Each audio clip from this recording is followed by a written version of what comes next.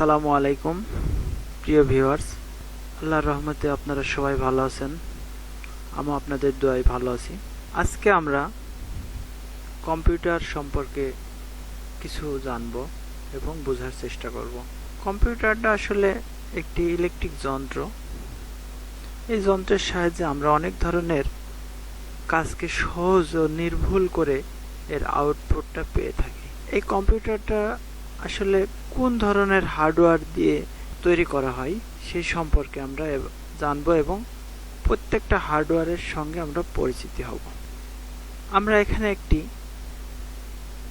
বাক্স দেখতে পাচ্ছি, যেটাকে আমরা কেসিং বলে থাকি।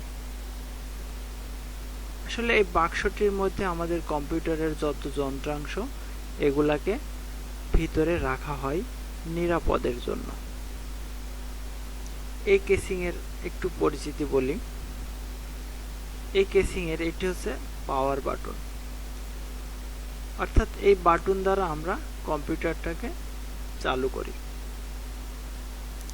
নিচে যে ছোট বাটন, এটাকে বলি আমরা রিস্টার্ট, অর্থাৎ কম্পিউটার কখনো যদি পুনরায় চালু করার প্রয়োজন হয় সেক্ষেত্রে আমরা এই বাটনটি চাপ দিই। বাম সাইডে আমরা একটা ডিজাইন জানালার মতো দেখতে পাচ্ছি। এখানে মূলত একটি কুলিং ফ্যান সেটআপ দেওয়া হয়। এটার কারণ হচ্ছে এই বাক্সের ভিতরের গরম বাতাসটাকে যেন বের করে ফেলে।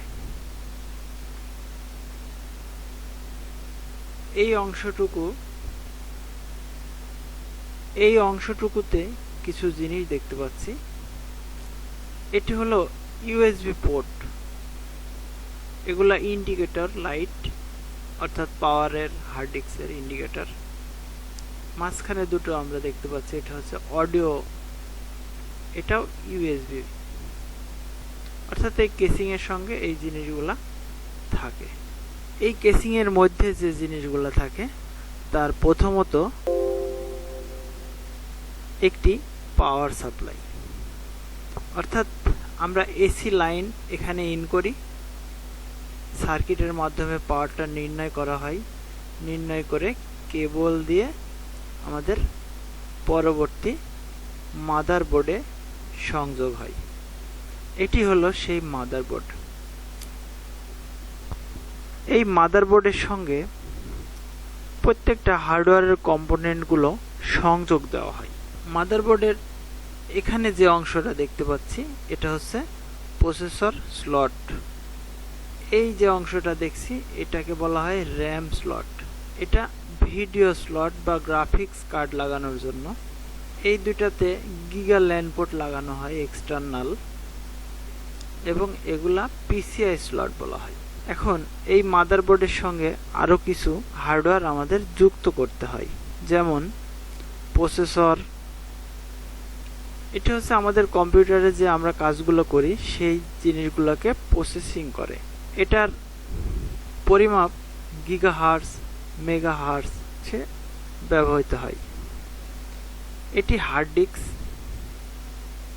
এটাকে আমরা পার্মানেন্ট মেমোরি বলে থাকি, অর্থাৎ এই ডিস্কের মধ্যে আমাদের সমস্ত কাজ ডকুমেন্টসগুলা সংরক্ষণ করে রাখি। এটি হচ্ছে র্যাম।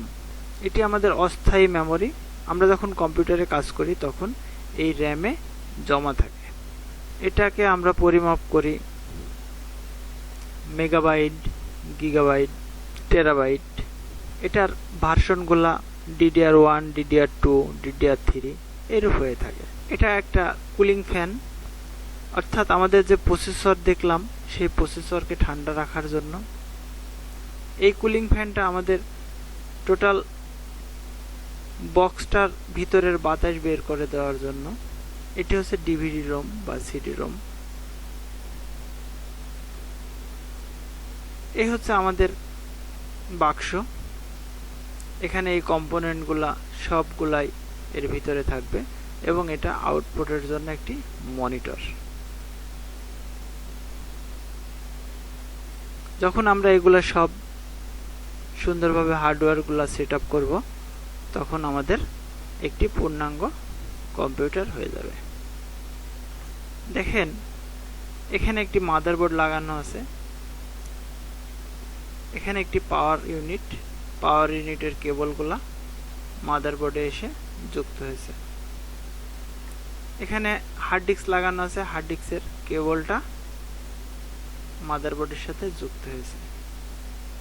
এখানে র্যাম স্লটে র্যাম লাগানো হয়েছে, এখানে প্রসেসর লাগানো হয়েছে।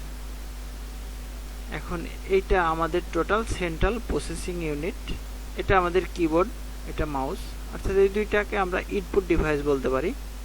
ইনপুট যখন আমরা এখানে ইনপুট করি তখন সেন্ট্রাল প্রসেসিং ইউনিটে যাই, সেন্ট্রাল প্রসেসিং ইউনিট প্রসেস করে মনিটরের সাহায্যে দেখাই।